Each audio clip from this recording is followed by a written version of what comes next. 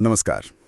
आज हम कुछ स्रोतों के जरिए इतिहास के पन्नों को पलटेंगे। हाँ, और जानेंगे एक ऐसे शूरवीर के बारे में जिनकी कहानी आज भी गूंजती है। बिल्कुल, पृथ्वीराज चौहान, जिन्हें अक्सर दिल्ली के अंतिम हिंदू सम्राट के रूप में भी याद किया जाता है। हाँ, और हमारे पास जो जानकारी है उसमें उनके जीवन के शौर्य, प्रेम और वो जो नाटकीय उतार चढ़ाव है उन सब का जिक्र है। तो चलिए इस कहानी की थोड़ी गहराई में उतरते हैं।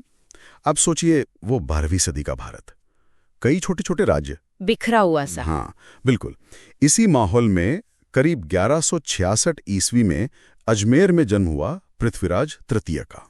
पिता सोमेश्वर चौहान और माँ कर्पूरी देवी। और कहते हैं कि बचपन से ही युद्ध कला में वो काफी निपुण थे, एक योद्धा के गुण दिखने लगे थे। हाँ, ये बात आती है सामने। और फिर महज 13 साल की उम्र में 1179 में पिता का देहांत हो गया। बहुत कम उम्र थी ये। हाँ, और शासन का भार आ गया।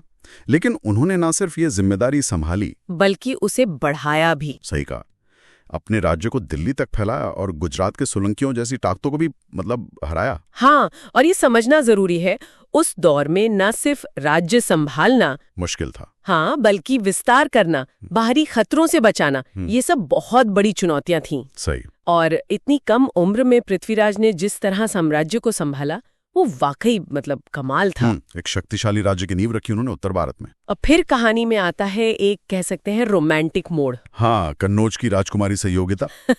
पृथ्वीराज और संयोगिता, हाँ, उनके प्रेम की कहानियां तो बहुत फैली हैं। इतनी ज्यादा कि संयोगिता के पिता राजा जयचंद वो उनसे खुश नहीं थे। अच्छा।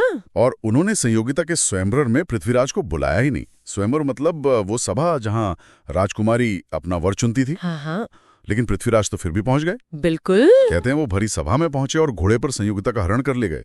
ये किस्सा तो बहुत मशहूर है। हाँ, स्रोतों में इसका जिक्र बड़े साहस और नाटकीय ढंग से किया गया है। लेकिन देखिए, ये घटना व्यक्तिगत तौर पर चाहे जितनी रोमांटिक लगे, हाँ, इसका एक राजनीतिक असर भी हुआ, वो भी काफी गहरा। मतलब राजा जयचंद ने इसे अपना अपमान समझा, घोर अपमान। अच्छा। और पृथ्वीराज के लिए उनकी दुश्मनी और बढ़ गई। और इस दरार का असर बाद में दिखा होगा शायद। बिल्कुल, आगे चलकर ये चीज काफी अहम साबित हुई। और इसी माहौल में एंट्री होती है मोहम्मद गोरी की। हाँ, 1191 में तराइन का मैदान, पहली लड़ाई। और इसमें पृथ्वीराज की जबरदस्त जीत हुई। हाँ, और उन्होंने घायल गोरी को जाने दिया है ना। हाँ, जीवन दान दे दिया।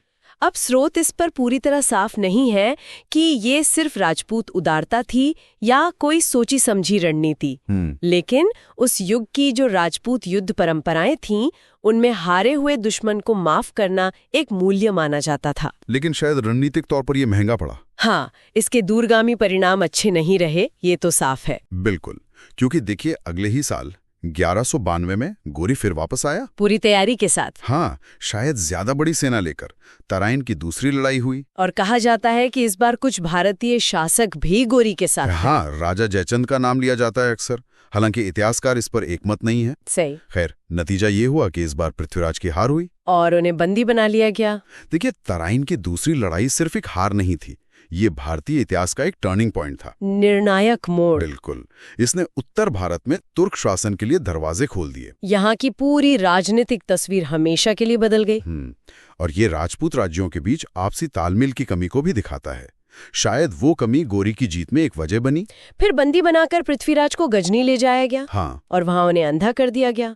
उनके जीवन के जो आखिरी पल हैं, उनका सबसे मशहूर जिक्र मिलता है पृथ्वीराज रासो में, जिसे उनके दोस्त और दरबारी कवि चंद बरदाई ने लिखा माना जाता है। हाँ, वही कहानी कि चंद बरदाई के एक दोहे से 4 बास 24 काज उंगुल अष्ट प्रमाण ता ऊपर सुल्तान है मत चुके चौहान। बिल्कुल, कहते हैं इस दोहे ने अंधे पृथ्वीराज को गोरी की सही जगह का अंदाजा दिया, दूरी और ऊंचाई बताई। हाँ, और उन्होंने सिर्फ आवाज सुनकर शब्दभेदी बाण चलाया और गोरी को मार गिराया। और इसके बाद दोनों ने, पृथ्वीराज और चंद बरदाई ने एक दूसरे को मारकर आत्म बलिदान कर दिया।